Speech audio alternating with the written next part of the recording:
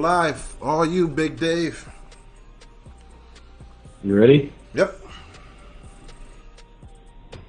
Buffalo Fanatics, what is going on? Sorry for some technical difficulties. We got to figure it out, but we're back. So, Sunday night, Buffalo Fanatics TV live on the Buffalo Fanatics YouTube channel exclusively. What you guys have to do is you have to like and you have to subscribe so you get notified whenever we go live every Sunday, or you get all the other exclusives from the Buffalo Fanatics. So I'm here, I'm DM3, I'm your host, along with my co-host, Pierre, the Kingpin. What's going on, my man? What's going on? What's going on? What's going on? Yeah, man. Technology is a bitch sometimes, man. But we're back. We're back. But this is going to be a fun show. That's for sure, man.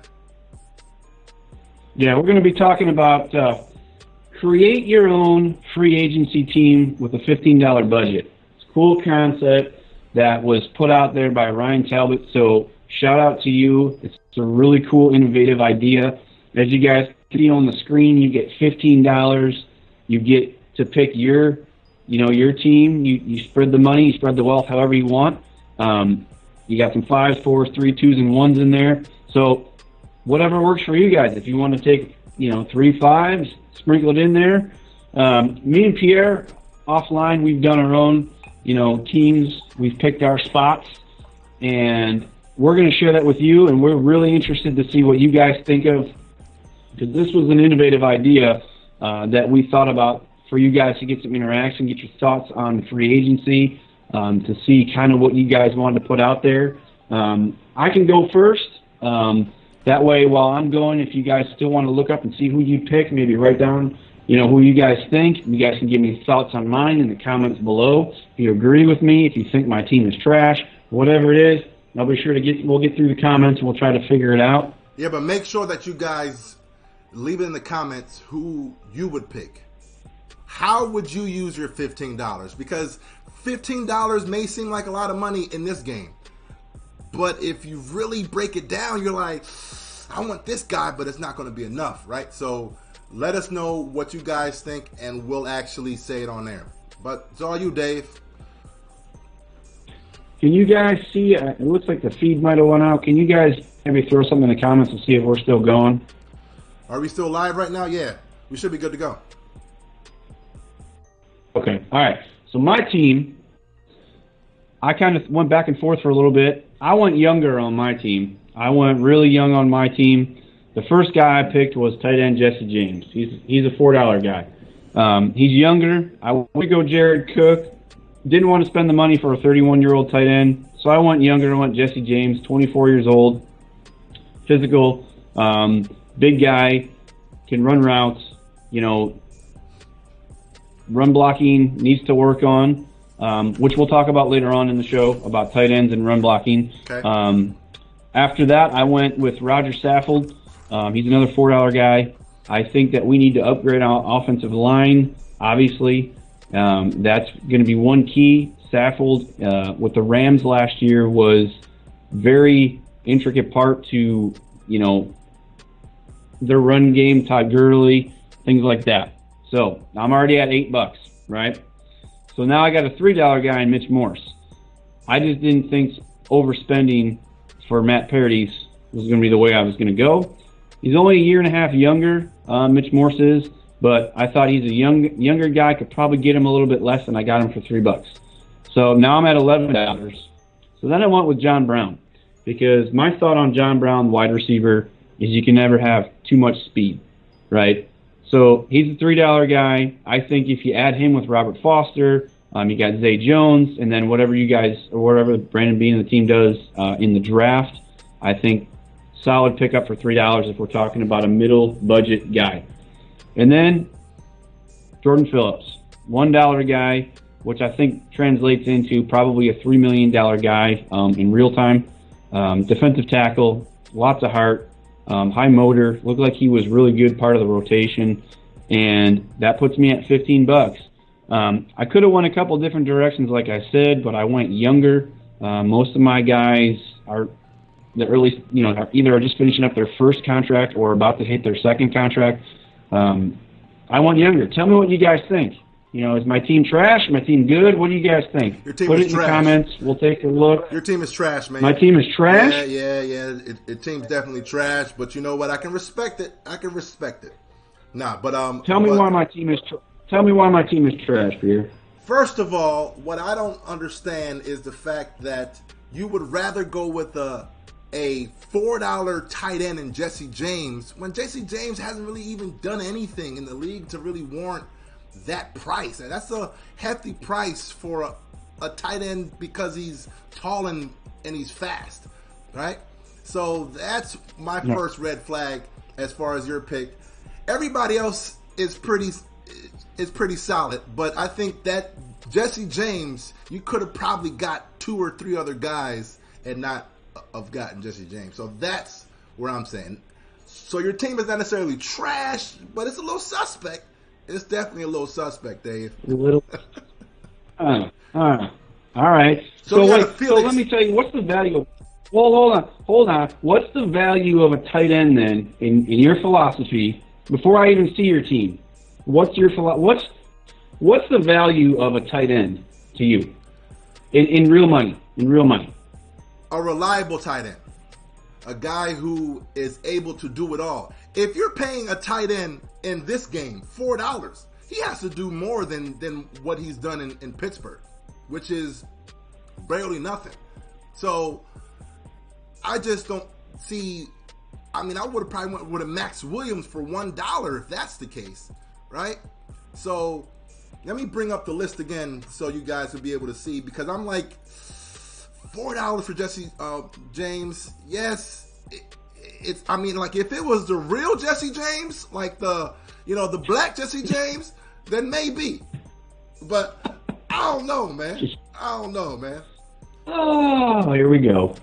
But is there anybody in the comments while I bring this up real quick? Yeah, let me look at it. Rico, my man Rico. Don't take Pierre's shit. I ain't taking Pierre's shit. I don't ever take Pierre's shit. Come on now. I'm waiting for him to figure out the rest of my team first before he. But real quick, retort. we got a Felix. Yeah. Felix DeLeon. What's going on, man? He says his picks will be Tyrell Williams, Trent Brown, Jared Cook, and Sheldon Richardson. So he's like, look, I want some guys who can be able to make plays ASAP. Jared Cook is the guy who is very intriguing. Very, very intriguing. He's 31, though. I don't think the Bills are going to go that route. You don't think so? No, I think they're going to go younger all around. That's why I put Jesse James in there, because if anybody else you could pick from on that, if we're going by that specific list, I think he's 24 years old. I think that Beane is all about youth movement everywhere. He may sprinkle in a veteran here and there, but if he does it, I think it's going to be on the defensive side. I really do. I don't think he's going to go after a 31-year-old tight end. I just don't see him giving him a 2-3-year contract. He's playing until he's 34, almost 35 years old. I just don't see Beane doing that. That was my philosophy, was to go younger. Yeah, but what? So, all right, I got another one here from Rich Upton. He's got Terrell Williams, Jesse James, Mitch Morse, Trent Brown, and Jordan Phillips. So very similar to mine. What do you think about that one? I like that one. I definitely like that one because he added in the center, which is big. So yeah, I'll take that one over Felix. But your boy Felix did say something that is very intriguing, man. He says, groom Kroom. So that's why you bring in an older vet like a Jared Cook so that we can groom your boy Jason Kroom. So yeah, I mean, I see that. I like that too.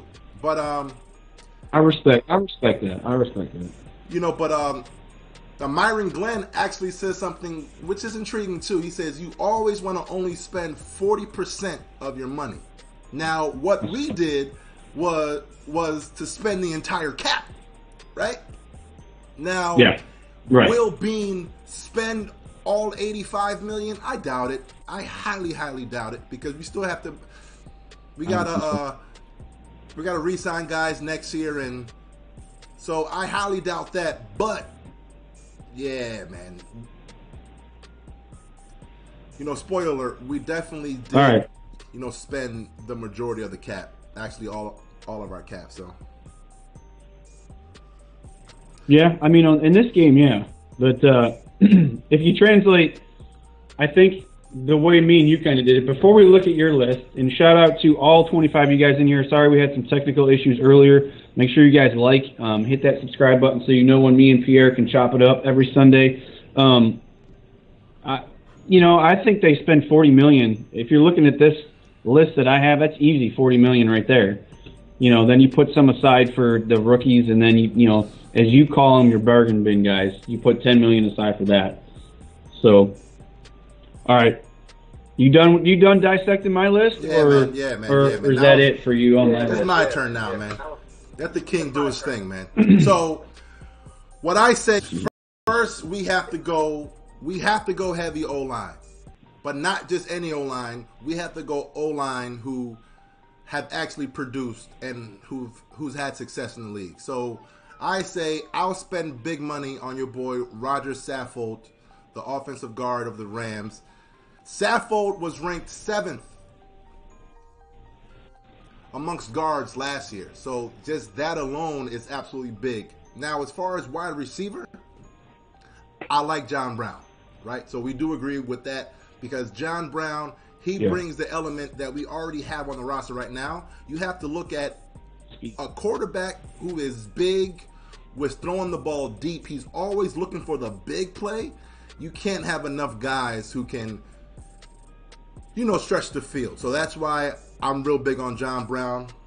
Next, we have our center, Mitch Morris, our center, because I truly believe that will be the center we're going to target. Like you said last week, Beane is real big on trying to get guys who were injured in the past and trying to get them for the cheap. So I think right.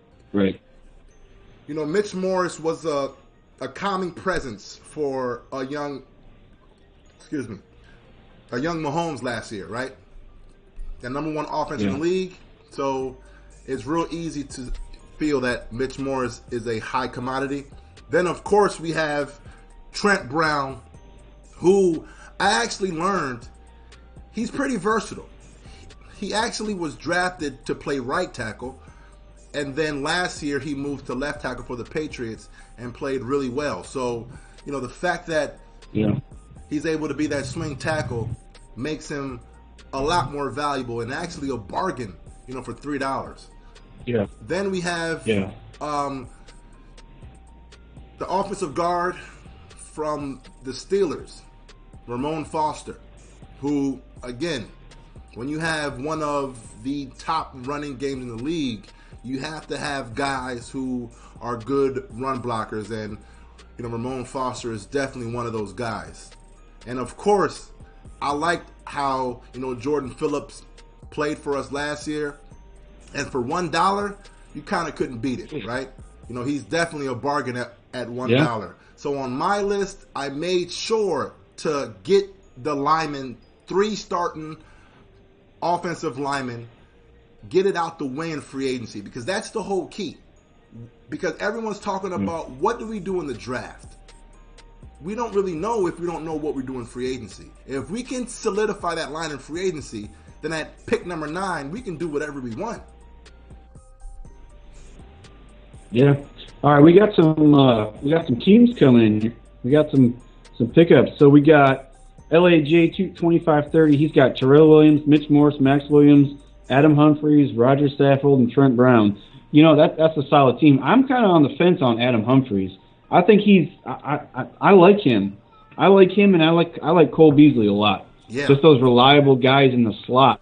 Those Swiss Army knife guys that in the slot, hey, go get me 10 yards, go get me 7 yards.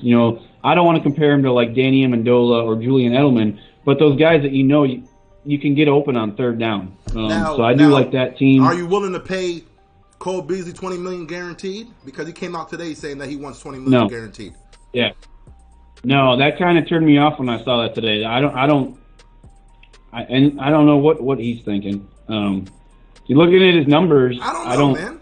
I think he's worth $20 million guaranteed. I mean, it all depends on how long the contract is. How many years are we talking about? I mean, how many years are we talking about? Are we talking about 4 years? I'll give him 4 years with $20 million guaranteed. Yeah, if he's looking for 3 years. If he's looking for 2 or 3 years, though, I think that's a different story. Yeah, but we kind of have to look at this as well, though. is that we go back to Robert Woods, and when Robert Woods signed with the Rams for $9 million, at the time we thought it was just way too much. Now $9 million for a Robert Woods type is a bargain. When you have Sammy Watkins getting 16, you have other wide receivers getting in the double digits. So I mean, 4 years, $20 million, even in 3 years, you're talking about $7 million a year for Cole Beasley. I don't think it's that bad. Yeah. All right, so let's see what else we got. Poppy I says, "Hey guys, my board is Jared Cook to help crewman parentheses, Mitch Morse, Jordan Phillips, John Brown, and Trent Brown." I like that. That's a pretty fire team right there. I like that a lot. Yeah, I like that one too. Yeah. Let's see. People bringing up DK Metcalf. We're not going to talk about him just yet. If we have time, we might throw that in later. Let's see what else we got out there. I'm looking. Let's see. I see an LAJ. He says Terrell Williams, Mitch Morris, Max Williams, Adam Humphries, Roger Saffold, and Trent Brown. See, he actually, now that right there is solid because he said, look, I got $15. I'm going to try to get as much value as possible. And he was able take all to the dollar guy. Yeah. He went to the damn dollar store real quick. He went to the Dollar General. And, he maxed out, man. He definitely maxed out, man. So I can, respect the LAJ, man. Oh my goodness. So, in terms of cap space, what does yours turn into? Yours is like what, $34 million? I think you said. Yes. So roughly. That's how much you spend. So mine. Okay. So how I came to $34 million, right? So for all my guys, it came out to what they got paid last year was $17.3 million total, right? So what I did, I said, you know what? We don't necessarily know exactly how much everyone's going to get, so I just doubled it.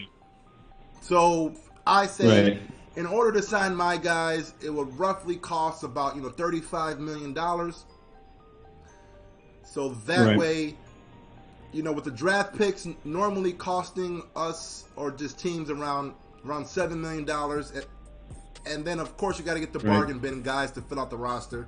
That's going to cost about $10 million. So I said, total this offseason, it looks like it's fair to be able to say that we're going to spend anywhere between, $48 to $52 million this, this free agency, which is going to have us have the ability to roll over, upwards of, $30 to $33 million, for next year. So that's where I came up with that amount.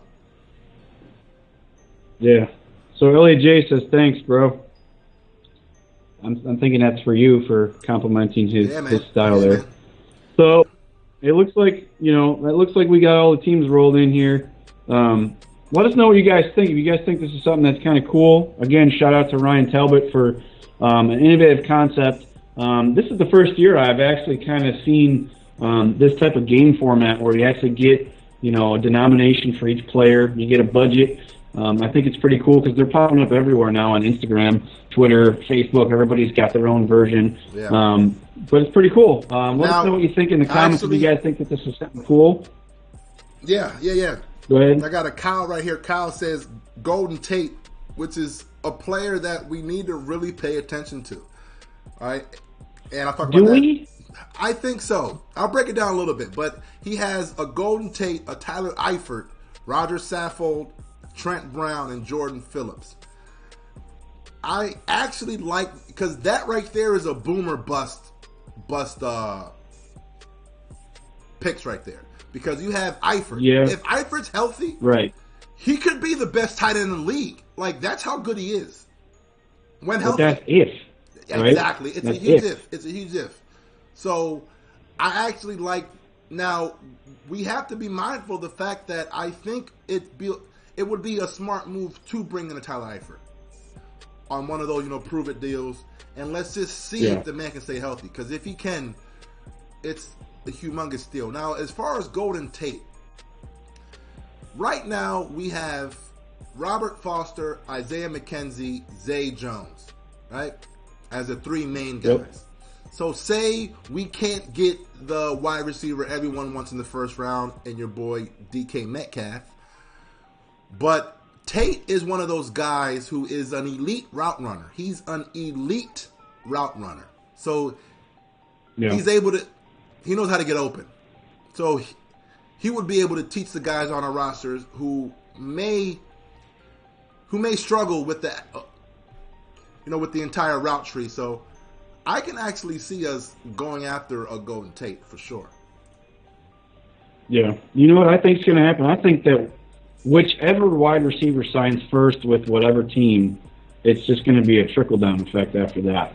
So if there's a slew of teams that want Golden Tate, wherever he signs, the rest of the receivers are all going to get about the same money. Yeah. Because there's going to be a run on receivers. I just think there's going to be a run on receivers, even though the free agency pool isn't that good. And the scary thing, too, I was thinking about this earlier, is you have your 4 or 5 guys in the draft. I don't want to go too much into draft talk because I want to stay on free agency, but you have your 4 or 5 guys that are consistently talked about as being first, potentially low second or high second round picks. But next year's draft for wide receivers is going to be crazy. It's going to be one of those generational years for wide receivers from what I've seen so far. So I think Golden Tate's the type of guy, you're right, but he's been in, a couple different systems now in the past couple of years. He's definitely an elite route runner. You're spot on 100% with that. If he's the first one to sign, don't be surprised if these other guys start getting big contracts just because of what he gets. So that's just something to think about. I don't know if Beane's the type of guy, that wants to throw a ton of money at the wide receiver position. I don't know if he just thinks that he can groom guys through the draft. He can find different pieces, 2s and 3s to put together instead of having an official number 1. That's just my thought on that. Yeah. So all right, we got a Jason more. real quick. Jason, he said Tyrell Williams, Max Williams, Matt Paradis, Trent Brown, and Mo Wilkerson. He says that way we're able to, peep this free agency team. Bills are going to, do what they do. Yeah, so that right there is actually pretty solid as well because he said, look, bump all that noise you're talking about. We got to go after the best offensive lineman in free agency. So I can respect that too. Yeah. I mean, I could have won 3 5s across the board. Yeah. I could have taken, the 3 guys across the board at tight end, center, and offensive lineman, but I was looking for versatility and going with the H factor. Yeah. I had a different thought process. I was trying to think like Brandon Beane, and I probably shouldn't have because I think he's gonna look to go younger. But Buffalo fans got a team. He's got Mitch Morse, Darrell Williams, Trent Brown, John Brown, and Max Williams. So that's pretty solid team. I like Darrell Williams. And Trent Brown. That's instant upgrade. You get those 2 guys, and your line is 1,000% better.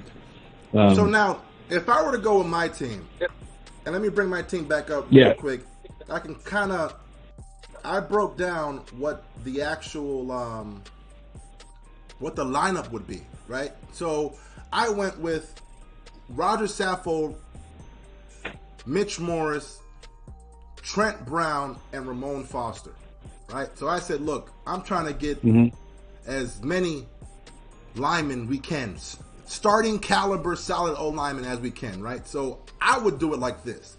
The left tackle would be Trent Brown. Trent Brown, like I said before, he's that swing tackle. He played the majority right tackle, but last year he was a beast at left. I have Ramon Foster at left guard. That's a huge guy. That's a huge guy to protect the blind side too. Right? That's a mountain of a man. Huge, right? And then I have at left guard Ramon Foster, right? In 2016, he was ranked the 6th best guard and the 4th best in pass blocking, right? So he's a vet. He's been there and done that. At center, Mitch Morris, of course. At right guard, you got Dion at right guard. Yep. No, I have I have your boy Saffold at right guard. Right? Where you got Dion? Hold on. Let me finish my damn list, man. So then I have Roger at right guard. So and he's ranked 7th just this past season at right guard. Right. So we already know what we're going to be getting. And then I have Dion at right tackle. Right.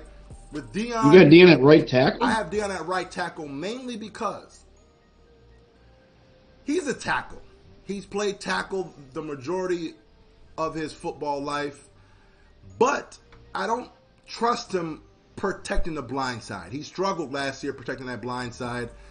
You don't want him on the left side. You don't want him on the left side at all? No. I want him to be a tackle. So I said, you know what? Why don't I have him as the most athletic guy probably on the line, have his ass on the right side? Because look, at the end of the day, at the very, very end of the day, anyone who replaces Jordan, what's his name? Jordan Mills? Yeah, Jordan Mills is an upgrade, man. So I think that Dion is better. And also because Dion plays left tackle and knows how to play left tackle and vice versa with Trent Brown, if there was ever an injury, you can always swap those guys. Yeah, but you don't think – do you think that – so you got Saffold at right guard. Do you think he's more athletic than Dion? No, but he's one of the best right guards in the league. So, But wouldn't you want Dion, who's arguably out of that group that you have, at one of the most athletic on that line that you have, you wouldn't want him as guard when you're pulling all these pull plays that Dable's going to try to run? You definitely could. You know what I mean? It wouldn't be, yeah. I see what you're talking about. I just think that Dion is extremely athletic. Now, I'm not saying that equates to him being a top-notch tackle, but I think he's suited at guard. I see where you're coming from as far as the blind side, because that is where we got killed last year, was the blind side. Josh was always running to the right. If you watch, he'd run to the right, and if shit wasn't there, he'd freaking swoop back to the left. But I think as athletic as he is, he should be at a guard position. That's just me. That's just me. I understand it. But all right, we got some more lists coming in here. Braden Barta, I'm sorry if I butchered your name, dude. Golden Tate, Tyler Eifert, Matt Paradis, and Trent Brown. He went top shelf. He went top shelf on that. He went to the top shelf because look, this right here, Apothic red wine is definitely in the bottom shelf, man. This is the bottom shelf type wine. But is that your bottom bin shit you talk about all the time? It's my bargain binner, right? This is my bargain binner right here, right? So, love it. Your boy Braden, he definitely went top shelf on that bitch. I mean, the only thing that I think we're out of the Matt Paradis sweepstakes. The only thing that worries me about him, he's still not recovered 100% from his injury. So, what kind of evaluation are you going to get from him? You know, in 10 days when we open free agency? Yeah. So I don't know. He's still got a walking boot on. So I mean, who knows what's going on? All right, Bo Cook says Dion needs to be back at his true position, right guard.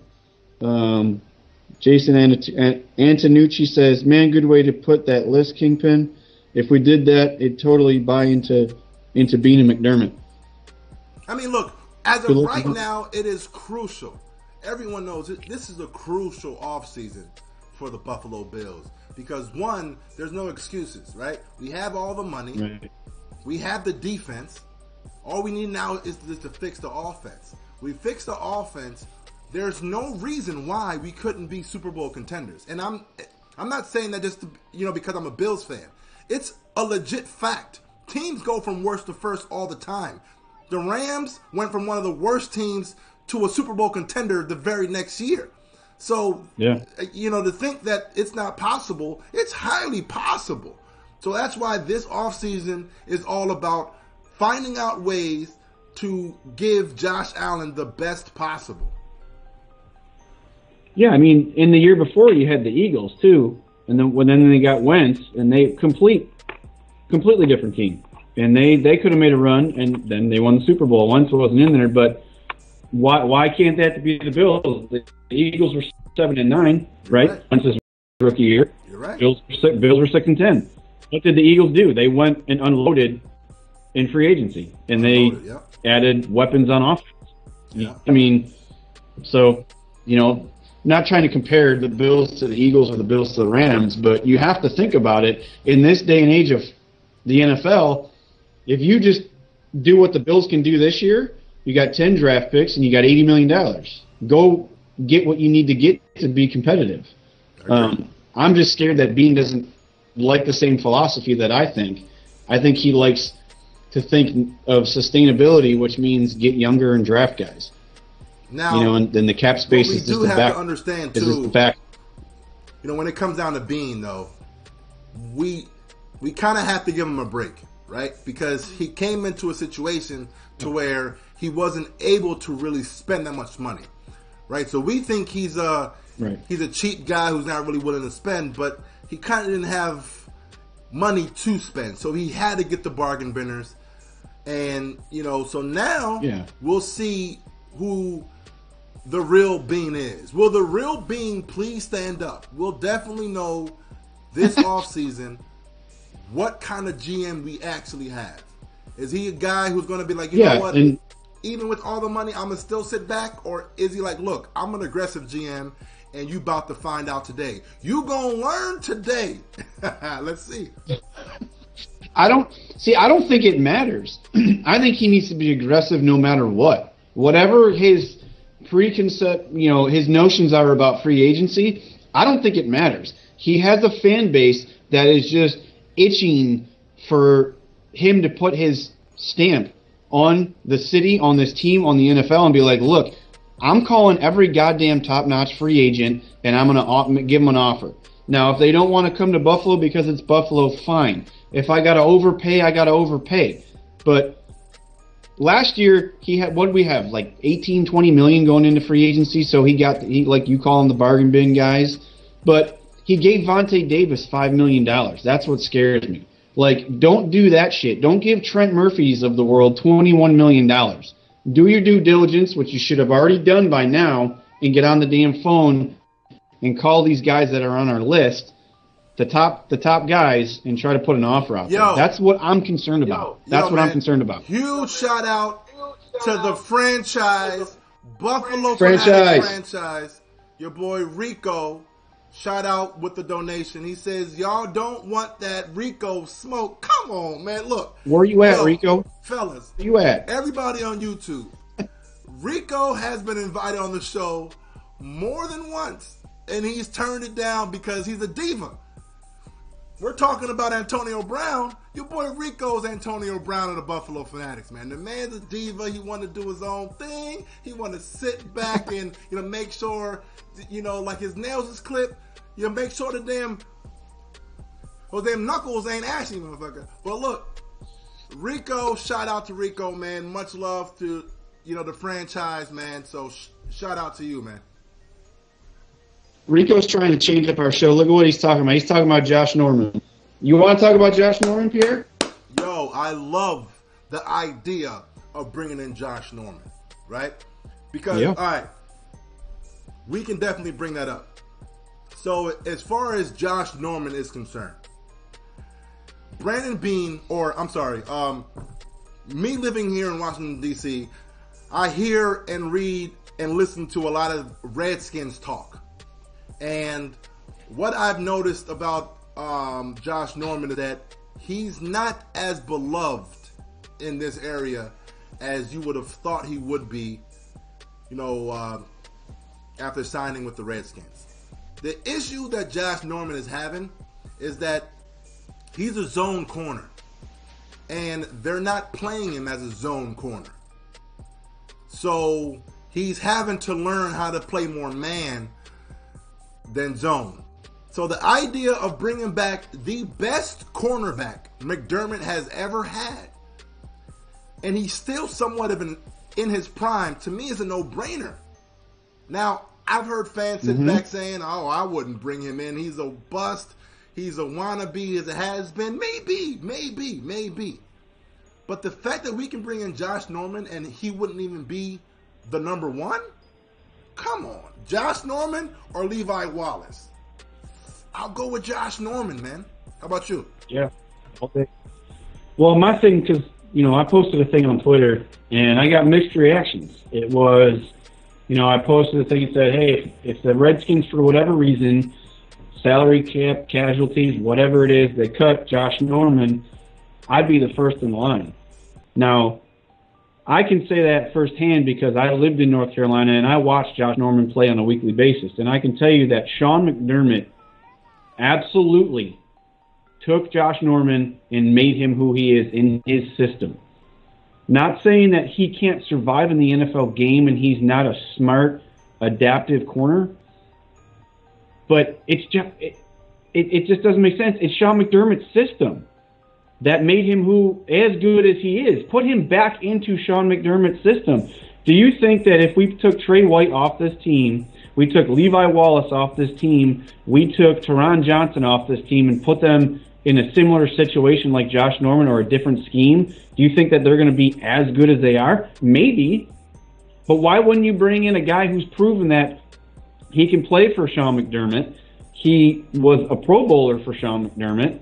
And Sean McDermott, you have to think, was a part of the process of getting him on the team in the first place. Late round draft pick, Beane probably did some of the scouting on him when they drafted him because Beane was there when he got scouted. It makes no sense. And we have the money to do it. We have the money to do it and give him one of these deals like we gave Trent Murphy. Give him a prove it, 3-year deal where we have an out clause. What's wrong with that? I have no problem with that whatsoever. What do you think? Now, would you trade for a Josh Norman or would you wait to see if he gets released?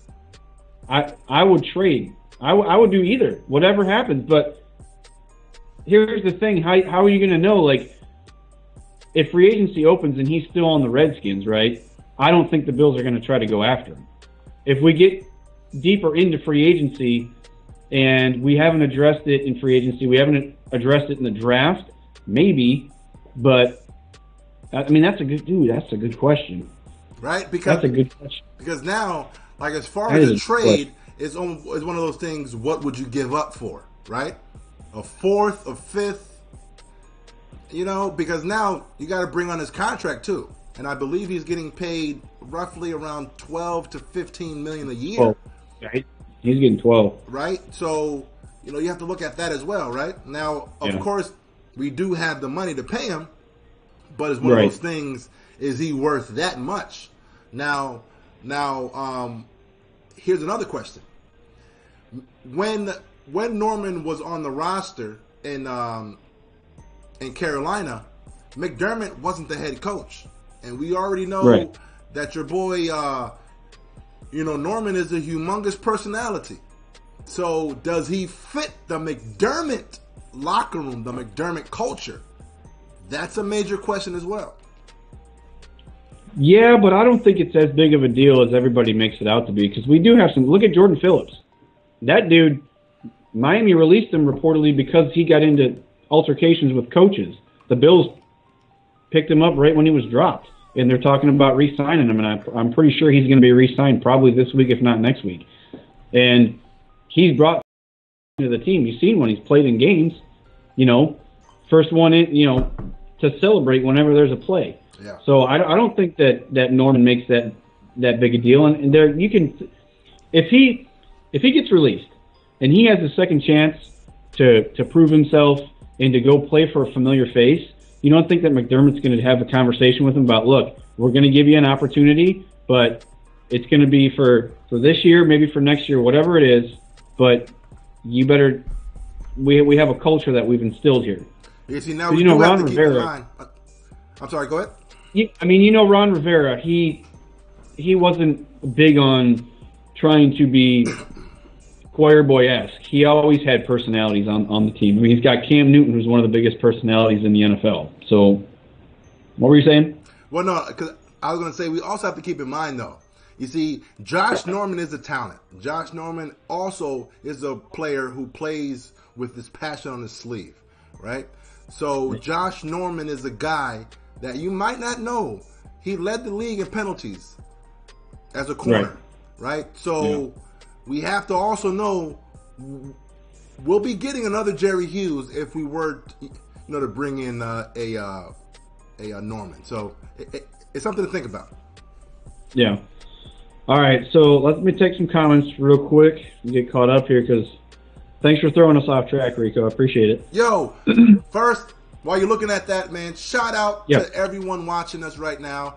If you are watching us, you already know, man, we appreciate the love. Make sure you subscribe to the channel because as we're going to be doing these every single Sunday, Rico is doing his thing. Shout out to Thomas, who is killing it right now. But make sure you guys like this video real quick while you're already here watching. There's 36 watching right now. Make sure you subscribe to the channel. Hit that bell notification because, look, the off season is a slow time, but Buffalo Fanatics never slows down. We're always grinding, man.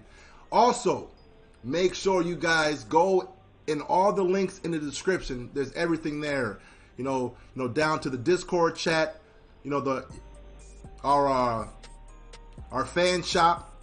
We had a post on Instagram and on Facebook of all the guys who were wearing the Air Allen hoodies. That was pretty dope, man. So shout out to all you guys. So all the links are below. Check us out. But what we got, Dave? All right. So Rico said, got him. Got him.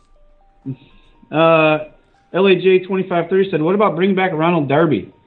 Well, I think McDermott had a hand in getting him traded to the Eagles because of the system thing. But I like Ronald Darby. I thought Ronald Darby was a solid corner. What do you think, Pierre? I like Darby, but now we have to question, is he a zone corner, right? Because he made his hay playing man corner, and the fact that we traded him, it kind of makes it feel like, does he fit the system? Now, of course, money talks, bullshit walks. So if we're able to get him for the cheap, then, he is a solid corner. Buffalo fan says, why is everyone forgetting about Teller? That's a good question. I'm glad you brought that up. Look, shout out to him. Who was it again? Buffalo fan. Yo, shout out to Buffalo fan.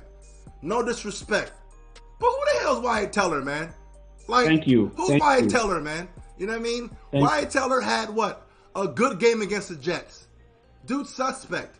No one is married. Look, me personally, Deion Dawkins isn't even guaranteed a roster spot on how he played last year. So, look, shout out to you. I got love for you, but yeah, we forgetting about Wyatt Teller. Who's Wyatt Teller? He still needs. I don't think it. That go ahead. I don't think it's so much that we're forgetting about Wyatt Teller. It's about upgrading the protection for Josh Allen. Wyatt Teller is an unknown. There's no small freebies. Sample size. There's definitely no freebies, man. Small sample size.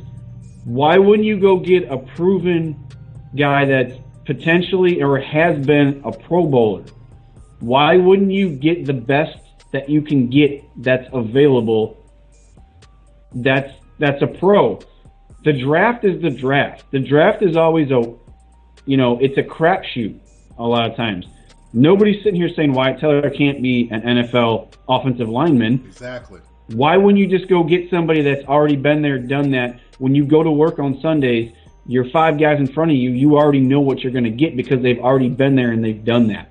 Exactly. That's the point. I look at it like this, though, is that we have to keep in mind that just because we draft someone doesn't mean that they're immediate starters. Sometimes it may take a couple of years to learn how to play the position. So that's why I say that free agency is huge. We should use free agency as immediate starters and then use the draft, for depth. That's how you groom and build your team. But the free agency is huge. Now, I would rather go with a Roger Saffold over a Wyatt Teller or a Ramon Foster over Wyatt Teller because they've been there and done that. They've been productive for big-time franchises. So that's why. Now, again, not hating on Wyatt Teller, but it's like you said, it's not that we're forgetting about him. Is that if we're able to upgrade, we got to do it. We got to do it. Right. Yo, real All quick, man. right. Thomas Camp Yep. said, "I'll trade my ex-wife for Antonio Brown." Bam. Now, but look, Thomas, here's the question though: would you trade your current wife for that motherfucker? Well, that's the question. You see, the ex-wife, I mean, you done already been there and done that. So the ex-wife doesn't really have that much value. Now, the current wife, okay, the current wife is a different question. You know what I'm saying? Love it. So would you trade the current wife? Yeah, I don't know. I love my wife, man, but man, Antonio Brown, no, woo, wee, Mr. Big Chest, for real. Yeah. Hey, Pierre. So you do it for Antonio Brown, and I'll do it for Le'Veon Bell. How's that? We'll sign him up, and hey, we're gonna be some single ass motherfuckers, but you know what? We going to the bowl. We going to the Super.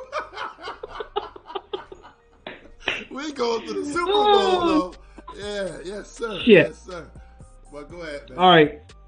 Since you got the graphic up there, Brandon Beane had a press conference at the Combine, and Pierre likes to dissect these things and microanalyze and watch them and watch them again and watch them again and let me watch them actually again. give the rundown real quick, Dave, for those who don't know, right?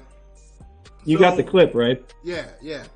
So Buffalo Fanatics was actually Bills Fanatics, before, right? So the Bills Fanatics was created because I felt like, you know what? I think I need, somewhere to talk Bills and blah, blah, blah.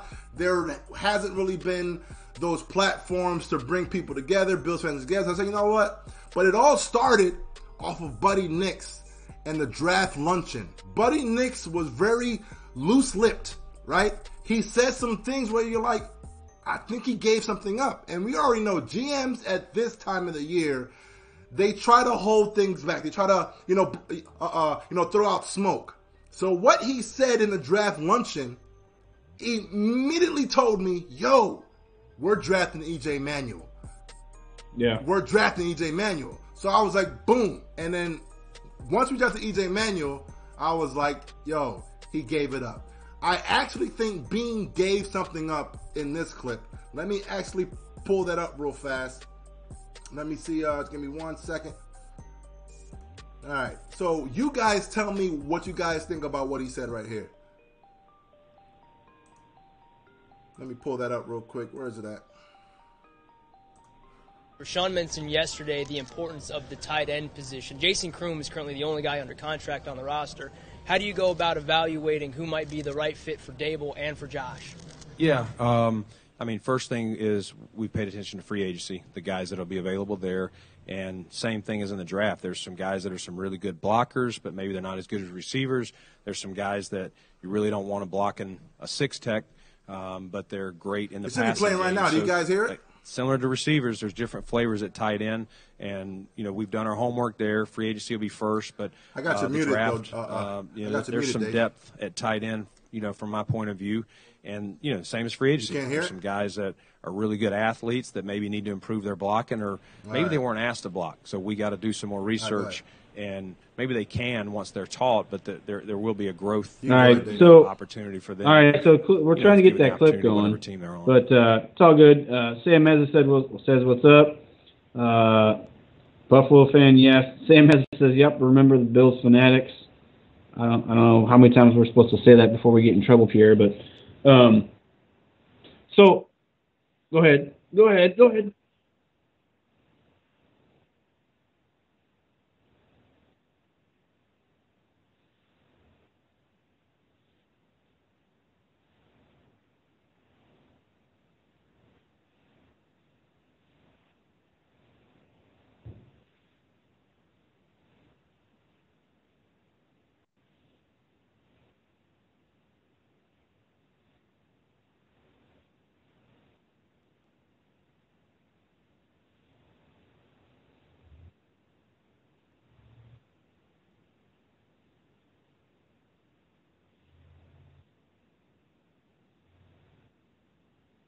Jared Cook.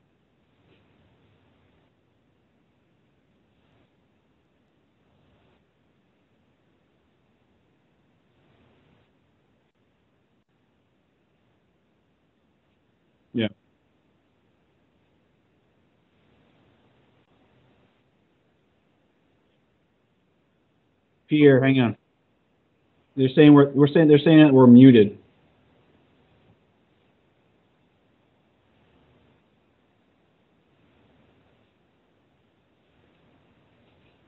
Oh, my bad. There we go. My fault. You guys hear us now? Yep. My fault. All right.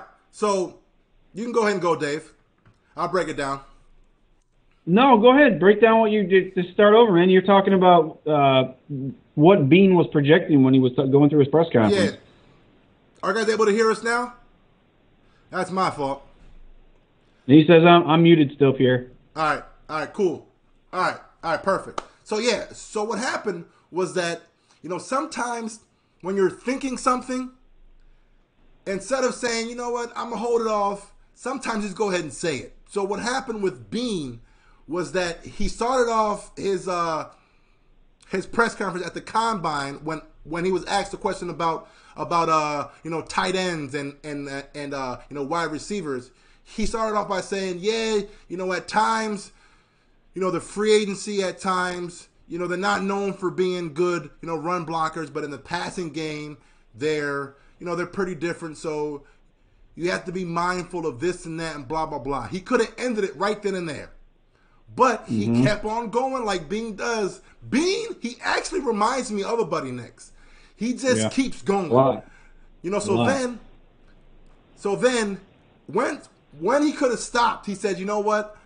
But you also have those tight ends who are real good in the passing game that was probably never really asked to run block. So you have to be mindful of that and figure out this and that and blah, blah, blah. And the fact that I told myself that, Beane, you already kind of answered the question both ways and you added that on top of that. So what I felt was you was thinking too much about it and you told me, you know what? We might go after Jared Cook, the most athletic tight end in the draft. That's what it told me. Who's not asked to block. Exactly. So, I mean, I think Beane still makes some rookie mistakes as far as being a GM, the guy that's at the podium. Beane's really smart, though.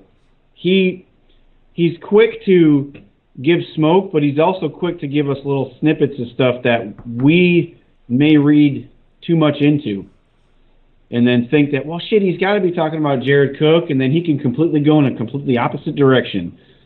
So, I mean, I wasn't a big fan of Buddy Nix, but Buddy Nix put shit on a plate and handed it to you and said, here, this is what it is. Nah, man, hold up. Everyone's, hold on. So I got a Spaz Network says, no, Buddy Nix, no.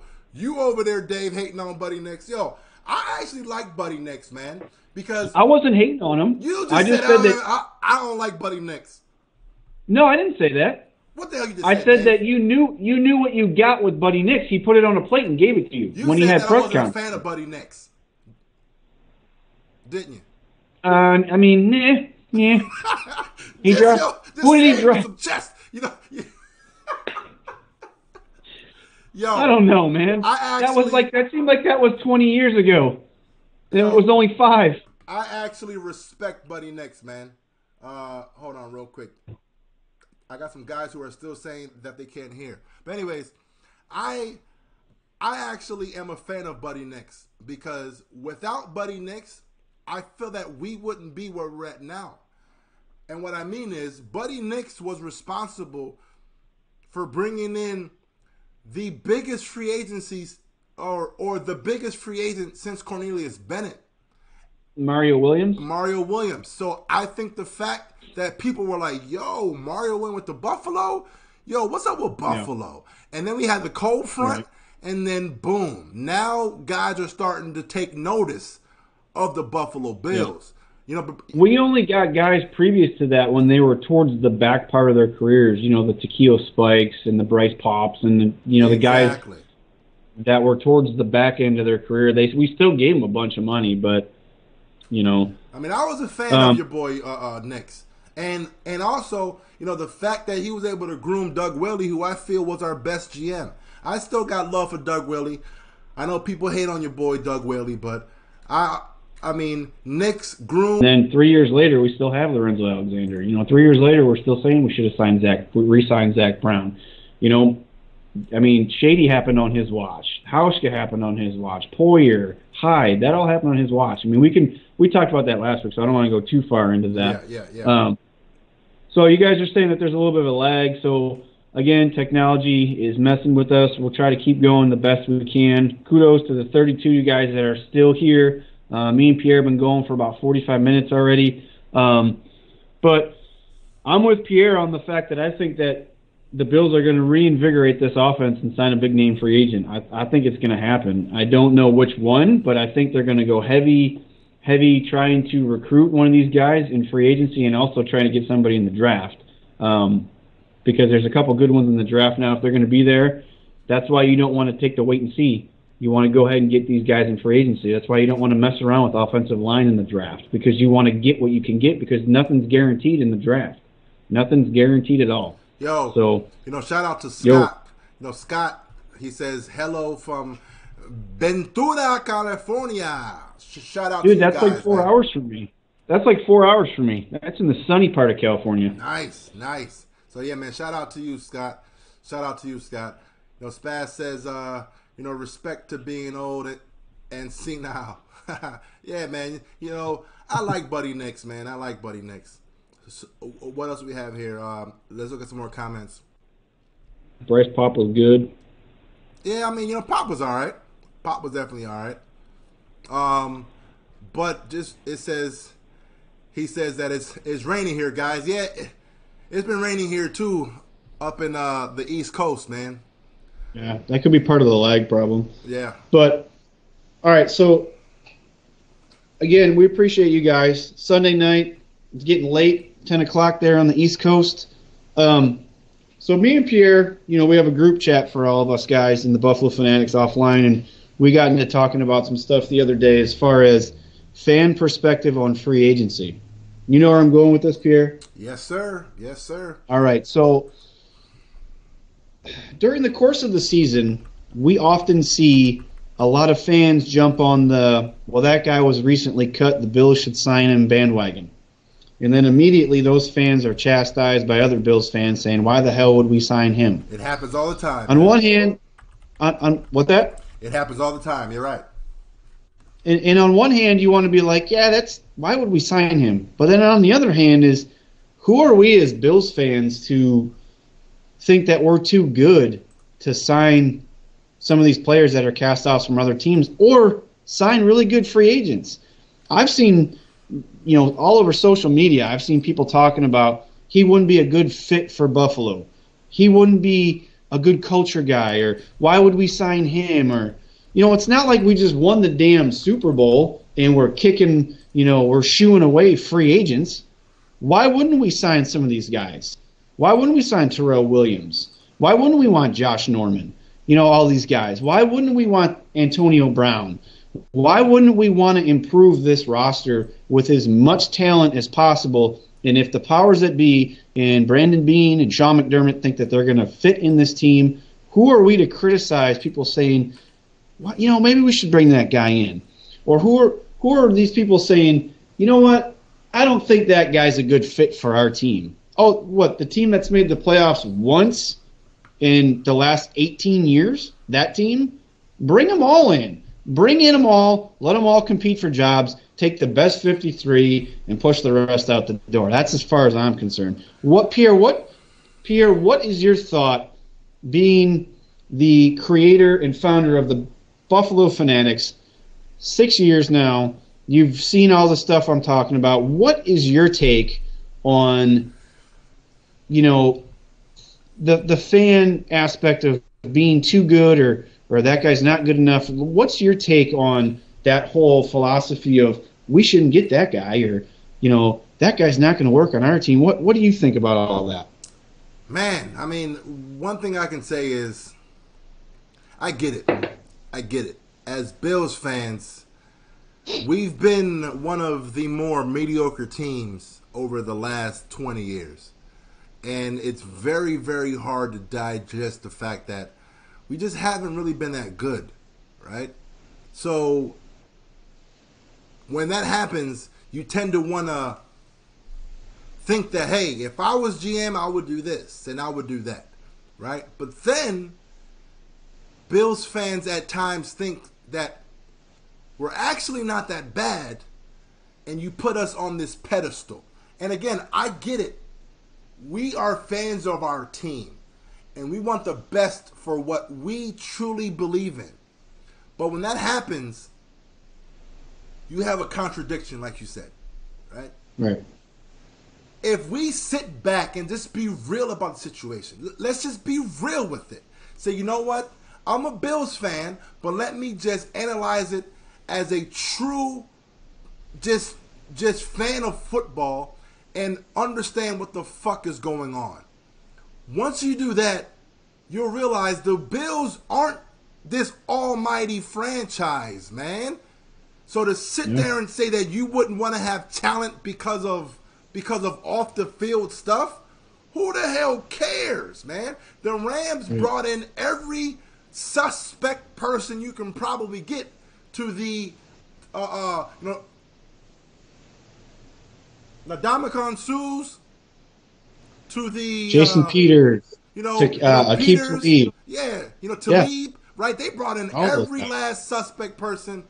Now I don't know, Thomas threw me off, but Thomas Camp, he says breaking news: Tom Brady has retired. Not sure if that's news. You can probably look that up if you want to, real quick, Dave, while I'm talking here. Because if that's the case, then the whole damn show done switched. That's for damn sure, baby.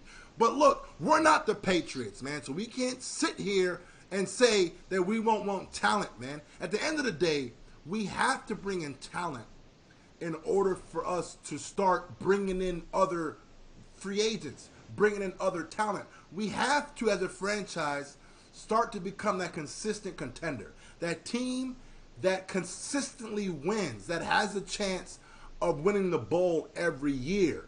That's the only way we can bring in free agents that we don't have to overpay for, right? That's very, very important. You see, Green Bay Packers aren't a franchise that you're like, oh, I want to go to Green Bay, but they're a consistent contender, so free agents will still go there, right? That's what we have to build here in Buffalo. So the Antonio Browns, the Le'Veon Bells, all the guys who may look as if they have baggage with them, if they can help us win games, at the end of the day, that's what it's all about, man. Right. So I just think that, you hit the nail on the head. Like, we want to be so quick to criticize Doug Whaley and say, he strapped us with the Marcel Darius contract. He strapped us with the Cordy Glenn contract. But did he? Or did he get it? Did he understand that, especially the guys that we drafted, we don't want them to leave, so we're going to pay them a shitload of money so that they stay here. Now, I still think Cordy Glenn is an extremely good offensive lineman. Marcel Darius, he had his issues, okay? But to get the Roger Saffolds, to get the Jared Cooks, to get these guys, we're going to have to overpay. And people are going to have to be okay with that. People can't just be like, why are we paying Jared Cook $11 million a year? Because you know what? It's Jared Cook or Jason Kroom. Or you draft a tight end that's an unknown. A guy that you might get 4 years out of that's productive. But you want to win now, you got to go get the guys that are proven now. And to watch people criticize you because you say that you think this person would be a good fit, it's crazy. It goes back to the Josh Norman thing. I would take Josh Norman on this team in a heartbeat. And 2 reasons why. He's proven. Levi Wallace, still small sample size. But I also believe that Tre'Davious White, when his contract is up, he's gone. I don't think he wants to be in Buffalo. So you already have a Josh Norman. You can have Josh Norman, groom a Levi Wallace, and a Teron Johnson. You have a backup plan. But yeah, man, it just boggles my mind being a Bills fan for 30 years and knowing that we were really good in the 90s, and then we had the shit streak of 20 years, and now who the hell are we to say that we don't want this XYZ player? It bothers me. It's very crazy. And again, I'm not trying to pile on Bills fans, but because absolutely not. We live in the world where we're reading comments, where allowing people to express their opinions. and just reading certain things, you're like, what? We're the Buffalo Bills. Now, yeah, if we were the Patriots, then I can sit there and say, okay, you know what? I can understand, you know what? We won't need that guy. We shouldn't get that guy because they're the damn Super Bowl champions and they win damn near every other year. But for the Buffalo Bills, where we've been the laughingstock for a lot of years, we've been hovering around 8-8 for 20 years. The fact that we, as Buffalo Bills, can sit there and be picky about talent. Come on, man. You got to bring in every last talent you can get. Because what we've been doing hasn't been working. It hasn't worked. It's the proof is in the pudding. It has not worked. So why don't we say, you know what? Let's do something different. Let's actually sit back and collect all the talent. Get the Antonio Browns. Get the Le'Veon Bells. Get every last talent you can get, even if they're questionable. Can you help us win games? Yes or no? That's what it comes down to. Because once we start winning games, guess what? Now, more free agents would be wanting to come to Buffalo because they see what the hell's going down. Because, look, we weren't always that bad. As we already know, in the early 90s, everyone wanted to be a Buffalo Bill. It's because we kept on going to them damn Super Bowls. So, again, we have to be mindful of the fact that we're not a team that everyone thinks, right? Certain Bills fans think that the Bills are on this pedestal. No, the majority of society puts us down here, right? Yeah.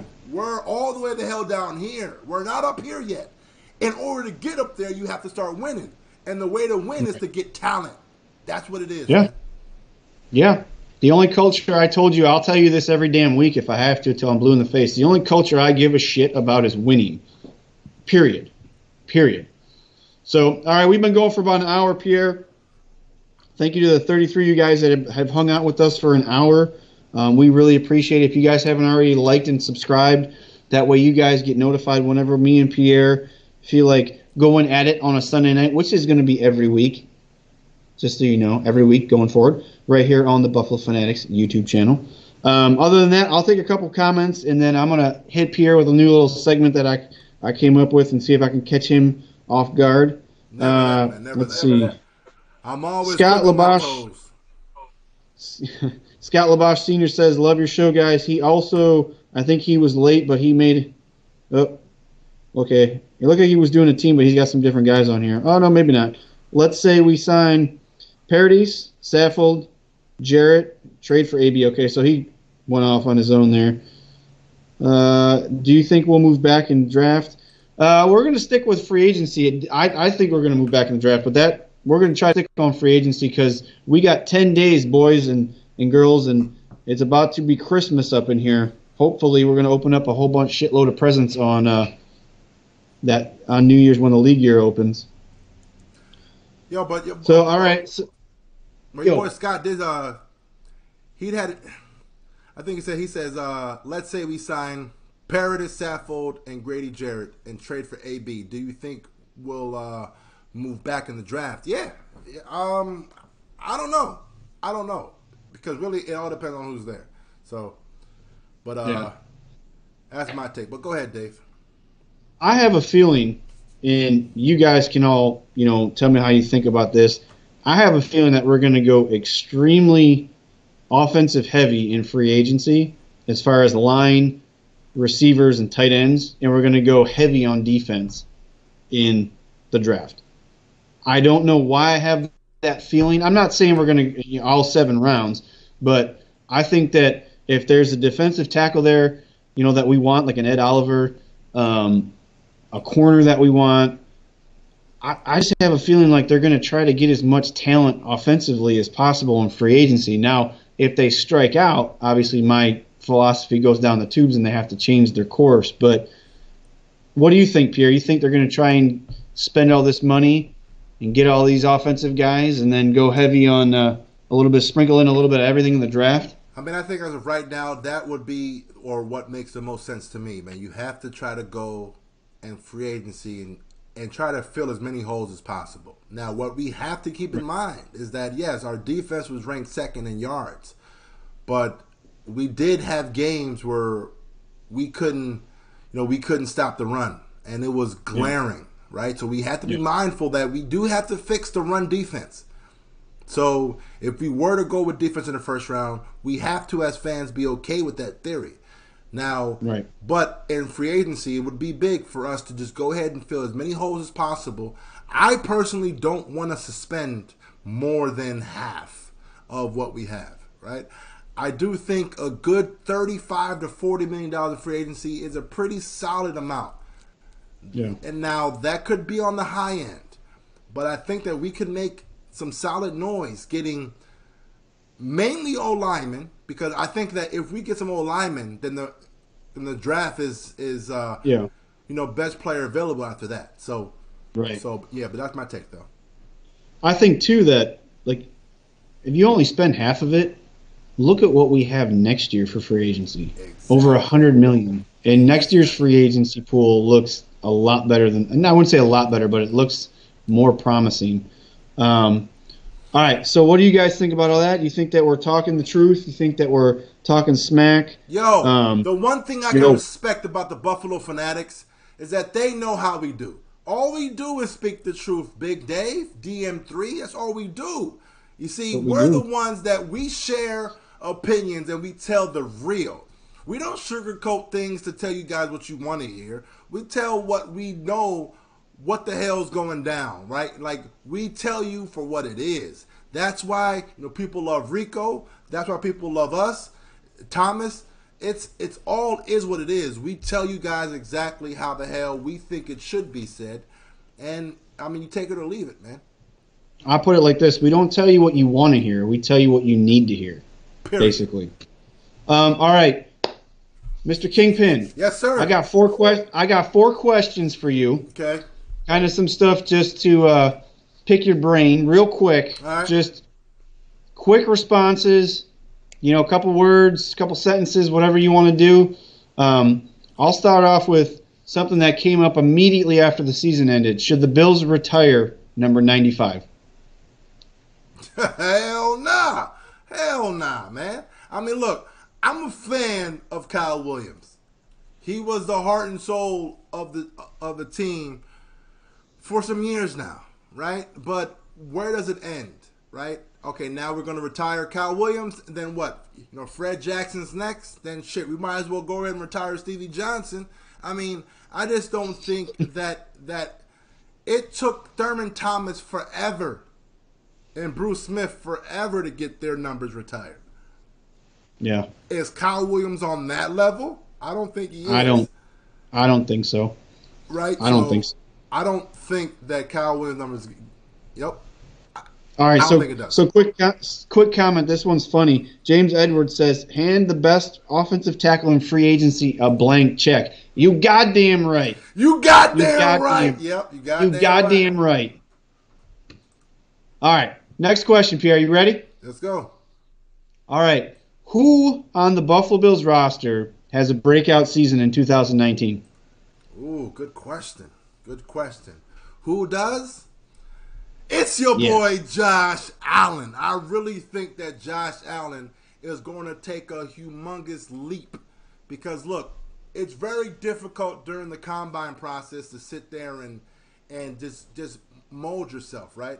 But now you have the entire offseason as being the number one quarterback. You're getting all the reps. I had a debate with Rico over and over again as far as who should be getting the reps. I always felt that Josh Allen should have gotten all the reps.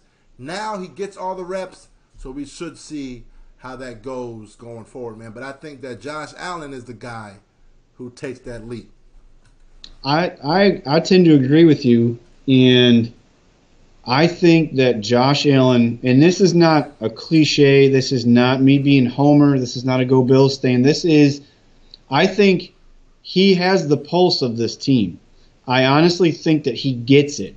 Now, did he know he was going to be a Buffalo Bill going into the draft last year? And maybe if he got drafted by the Arizona Cardinals, he'd be preaching the same stuff, but it doesn't matter. He's on the Buffalo Bills. It looks like everybody is invested in him.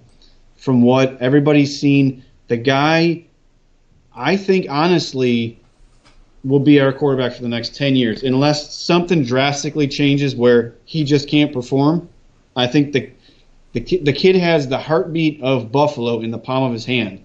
And, I mean, it's his for the taking. And we get him some weapons. And we get him some protection.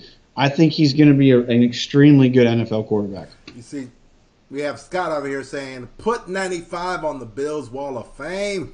He says, put him on there, man. Put him on there. I said, I don't know. What if we draft Ed Oliver and he wears 95? And in 7 years, we forget who Kyle Williams was. Look, everybody loves Kyle Williams. The guy was the heartbeat of that defense for 12 plus years, but he doesn't have, 60 sacks, 600 tackles, but when you think of top defensive tackles in the NFL, Kyle Williams every year I don't think is in the top 5, top 6. That's where you would retire. Bruce Smith, all-time leader in sacks. Thurman Thomas, thousands and thousands of yards from scrimmage. Jim Kelly led the Bills to 4 Super Bowls. Once you start doing that stuff, then you retire the number. I'm just throwing that out there. I agree. I agree. All right. So name me your team captains for this year. Team captains, 1, Josh Allen. That's number 1. Right. So Josh Allen on offense, to me, Josh Allen showed how much of a leader he actually is. He was one of those guys who he took it upon himself to lead as much as he could, right? So on offense, it's definitely Josh Allen. And on defense, there's no Kyle Williams, right? So now you have to find a guy. Right. So who would be the guy who can take that mantle? And I'll probably go with Micah Hyde. I think that he's the guy right now who on defense, people respect. He's been doing it for a long, long time. So I would go with Hyde. But of course, you have to have that guy who is beloved and who does it all. So it's very hard to not go ahead and say your boy one man gang, Zoe as the other captain, because he, of course, is that guy on special teams who also makes a ton of plays. He made his name in special teams. One man gang is the reason why, or for those who don't know, the reason why he called himself one man gang is because he did it all. He came into the league as an offensive lineman, right, and made his name on special teams. And a few years ago, he actually got his shot on defense, and he is where he's at now. So I go Josh Allen, Zoe, and Micah Hyde.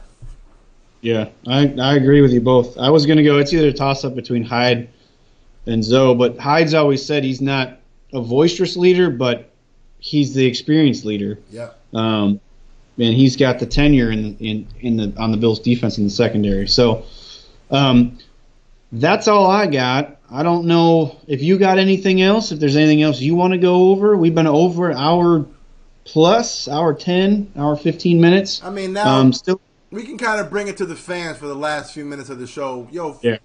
What do you guys want to have us talk about? Just go ahead and leave it in the comments. Make sure that you guys, before you leave this, as a matter of fact, do it right now. Give this video a thumbs up. Show us how much you appreciate what we do. Make sure you leave, comments. And of course, we're trying to get this channel to 10,000 by the season. Is it possible? It'll be tough, but we're trying to get there. 10,000 subscribers by week 1 of the season. But what do you guys want us to talk about while we have 34 people still watching us right now? Shout out to all you guys still watching. I would have guaranteed that you guys would have like, you know what, I'm done. An hour and 20 minutes and you guys are still going? Yeah. And we had technical difficulties twice. And we're still here. So, real quick, you guys can drop it in there. Maybe put a location where you guys are at. And also, who's going to the home opener?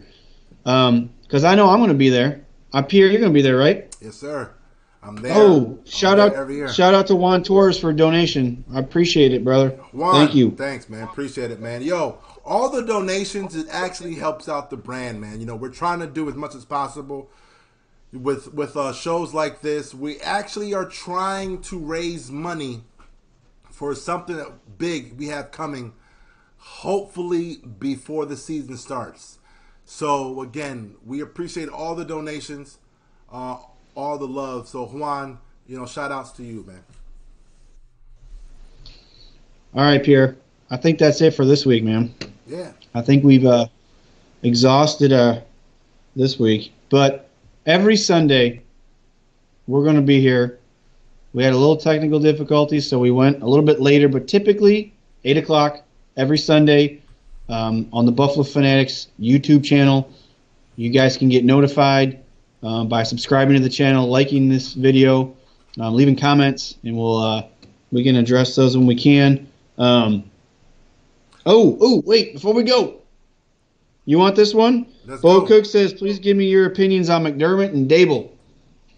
Ooh, McDermott. You want to do that one real quick? Rico, where you at, Rico? Where's Rico at when we need him, right?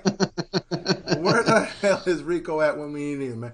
So, but first, shout out to Buffalo fan with your donation again. Much love to all you guys, man. But, you know, before I answer that,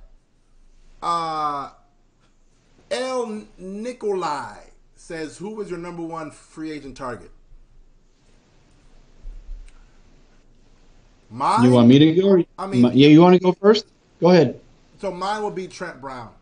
I think if we can get Trent Brown, that would be my number one. If we get any free agent, I would want to go with Trent Brown because, you know, the blind side is the most important piece of an offensive line.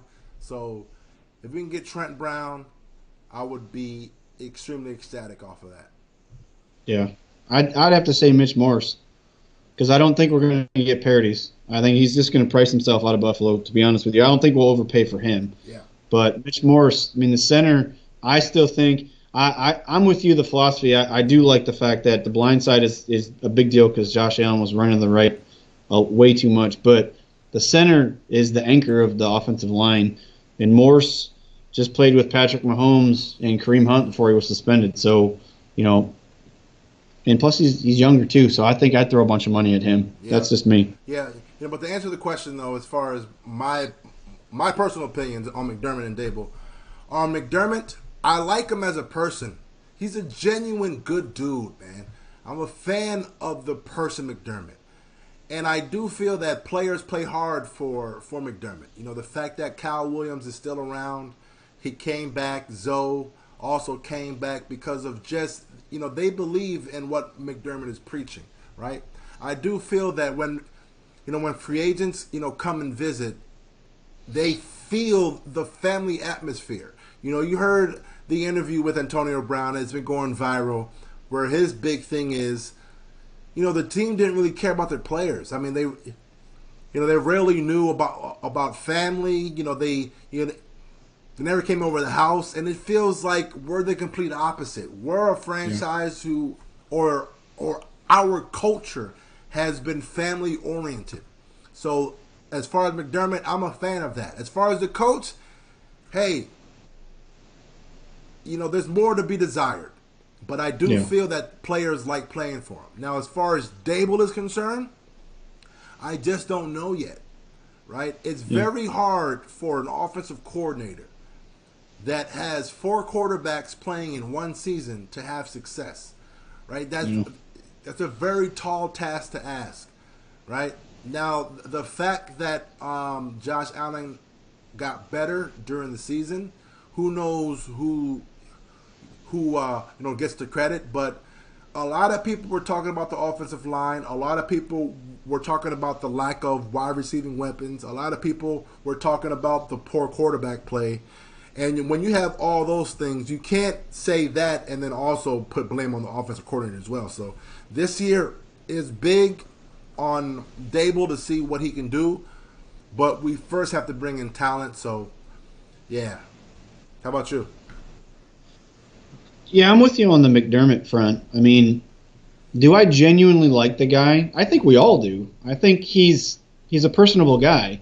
You know, he's not outspoken. He's not loud. He's not going to be that guy who's going to pull punches when he's doing his interviews or any kind of media outlets or anything like that. But when he talks about culture and he preaches, family, I think he's genuine. I honestly don't have any notion to think otherwise. But as far as coaching, I think he's still not where he wants to be. He's not where we want him to be. In-game clock management still seems to be some issues with him. Quarterback situation, hopefully he's learned from that. I think, and I might get crucified in the comments for this or by anybody that's watching it, but I think he has loyalty to a fault with players. And what I mean by that is the Patrick DeMarcos, LaShawn McCoys, the players that just aren't performing. I think he feels like there's a loyalty that he needs to have to them, and to get him more game reps. I think that's something that he needs to work on. And as far as now, okay, I'll go back. I think that McDermott's going to be here for a while. I think that unless the Bills absolutely just shit the bed this year and next year, which I don't think they're going to, I think McDermott's going to be here at least 5 years. The tenure of his contract, I think he's going to be here. But Dable, I think, like you said, the jury's still out.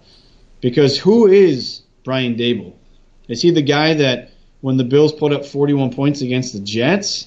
Or is he the guy who we couldn't do anything? In some other games, we looked like against the Colts, we looked really bad. Against the Bears, we looked really bad. Offense just looked disheveled, just out of place. Now, like you said, we had four different quarterbacks. Offensive line was trash. We had no ground game at all.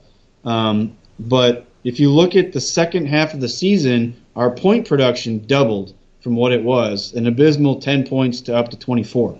So that's Josh Allen. That's hopefully him grooming Josh Allen going into next season. So I think the jury's out, but there's no excuses this year if he gets all the tools. If he has all the toys in the toy box, there should be no issues this year going forward. But solid question, really solid question. Yeah, solid question, man.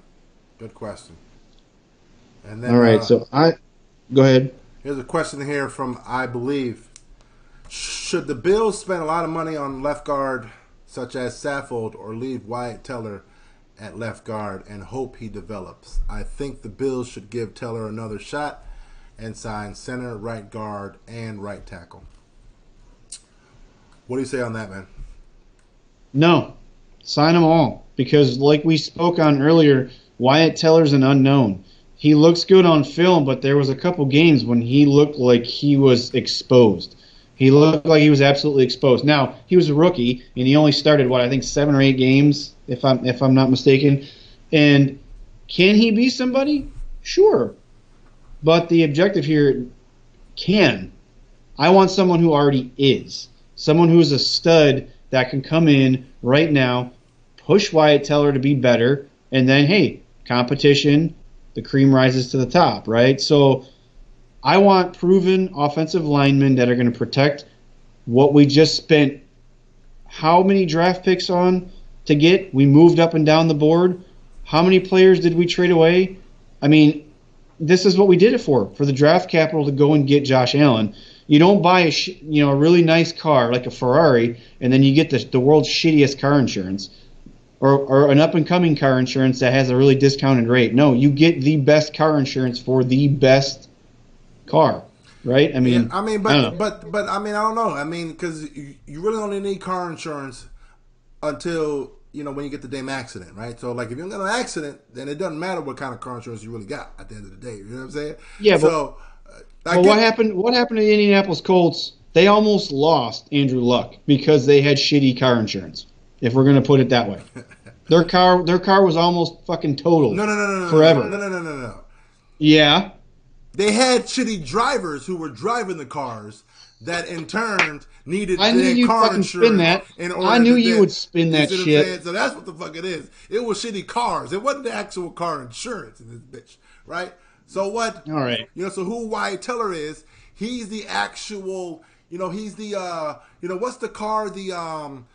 Hyundai Genesis. That's who the hell Wyatt Teller could very well be. He's a Hyundai. You're like, but then he's the Genesis, where you're like, you know what? The Genesis is actually all right, though, right? So I get what you're saying, and I'm right there with you 100%.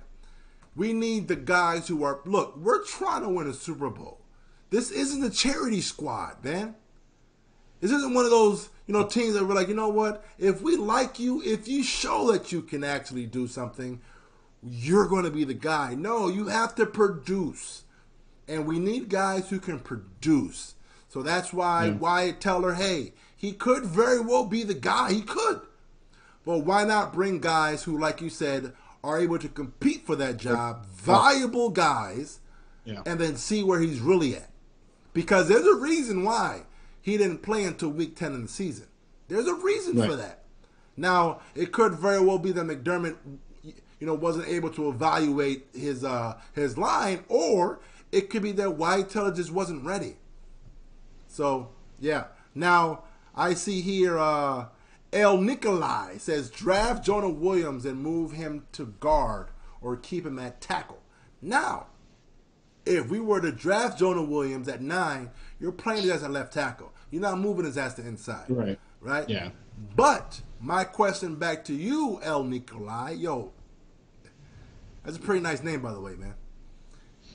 If we were to sign a, Trent Brown, for example, in order to play that left tackle position, are we still drafting Jonah Williams?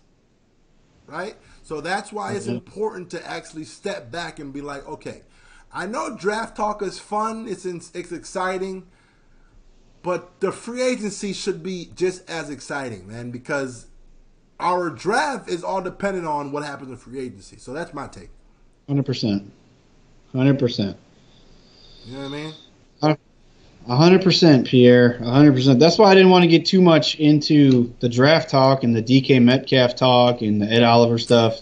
Because that time, a couple weeks, that'll come. Yeah, but DK, okay, let's talk about DK Metcalf for a quick second before we sign off, man. And like I said, if you guys have any more comments, go ahead and leave it in the comments. But it's hard to sit there and ignore the fact that your boy came out, went viral for his yoked ass pictures. The dude is humongous.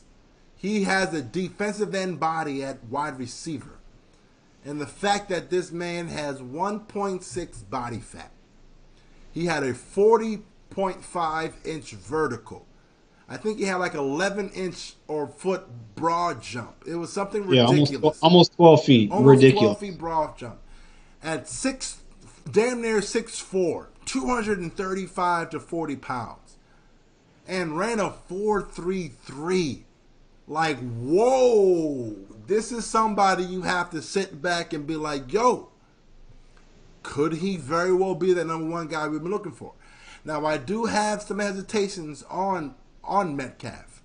Is he just a straight line guy? Maybe. The film that I watched, a lot of it, they asked him to just run a whole bunch of, go routes. So, again, not sure, but those measurables you can't ignore, that's for sure.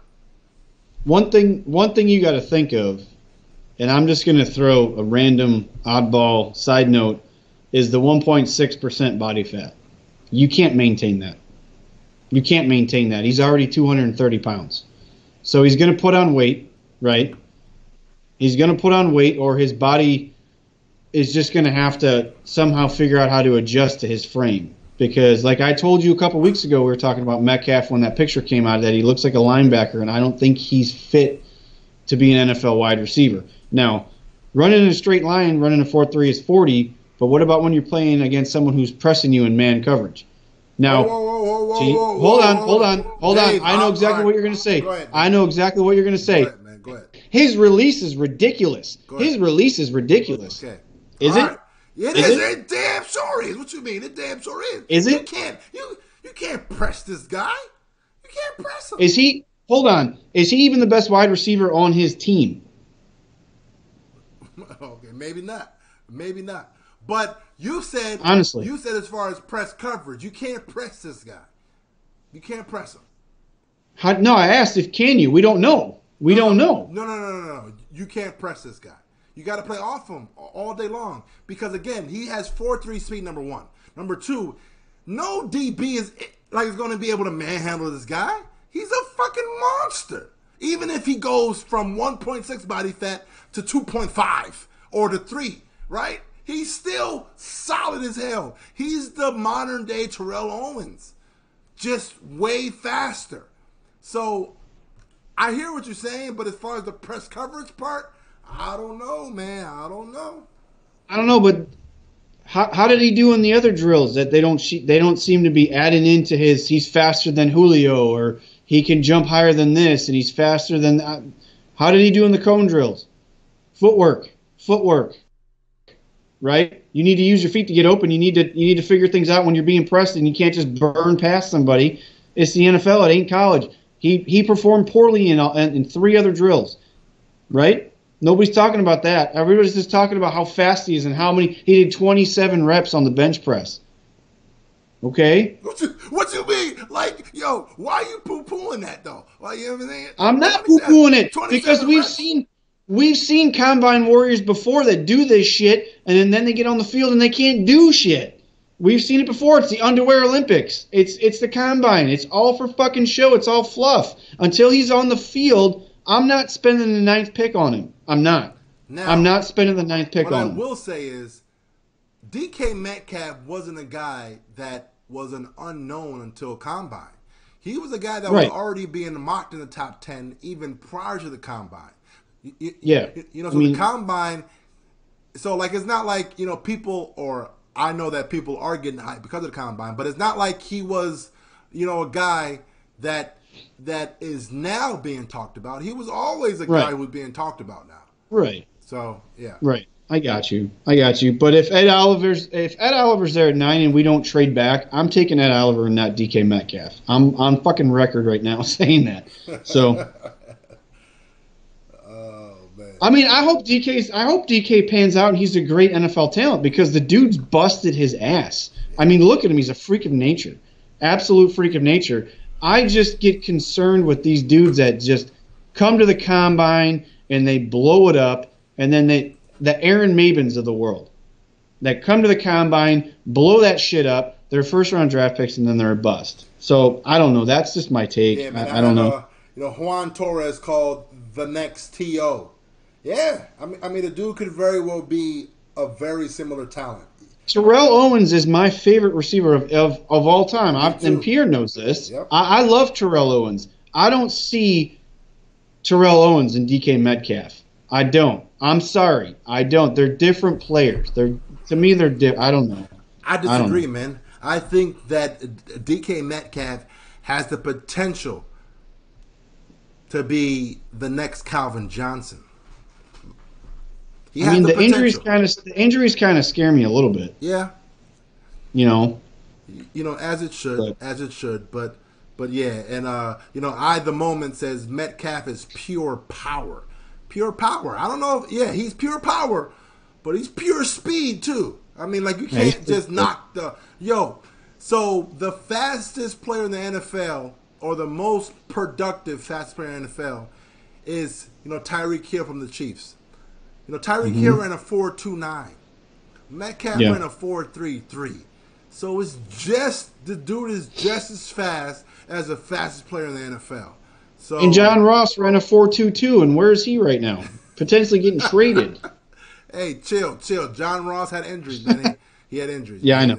But, I know. But again, this guy has a potential to be great. So we shall see. We definitely shall see. We shall see. All right, Pierre. I think this was a great show, man. We went an hour and 40 minutes almost. Yo, man, shout out to you guys we still have 34 people watching. Shout out to all you guys, man. I'm going to go ahead and it's time for us to sign off. If not, we can talk Bills all day, every day, but we'll save more talk for next week, next Sunday, 8 o'clock. So shout out to you guys. Dave, man. Thanks, man. You too, Pierre. All right, we'll see you guys next week. Don't forget to subscribe so we'll let you know when we're going to be on. Yes, sir. All right, man. I'll see you guys in the next All right. one. Peace out, Fanatics.